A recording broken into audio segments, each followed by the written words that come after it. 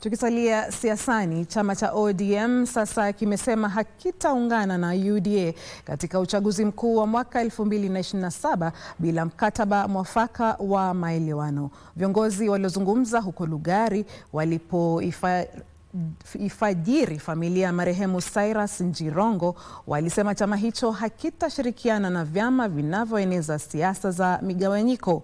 Viongozi hao pia walihimiza taasisi za upelelezi kuharakisha uchunguzi kuhusu kifo cha Njirongo ili familia yake ifahamu yaliyojiri.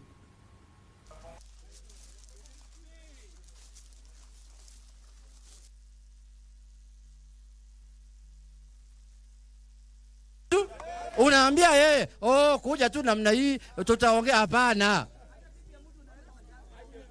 Kitu moja mimi nahakikishia nyinyi kama Junet Mohamed ambaye ni kiongozi ya ODM, sisi hatuwezi kufanya muungano na watu wa chuki. Si mnajua watu wa chuki? Si mnawajua? Wale ambao wanasema ni shareholders. Ati sisi tunaongea tu na shareholders peke yake. Hawa hatuwezi kuungana na Lakini kama Kenya Kwanza wanataka tuungane pamoja kwenda mbele, lazima watu wasungumuse, vitu ziweke kwa meza. Sasa tufanye harusi ya maana, tuende mbele pamoja. Sasa tukienda 2027, lazima watu wakae chini waongee. Sisi kama chama tujikaze, tujiunde, tukae ngumu, tukae kwa grassroots, tukuje kwa meza. Wale wengine wakuje kwa meza.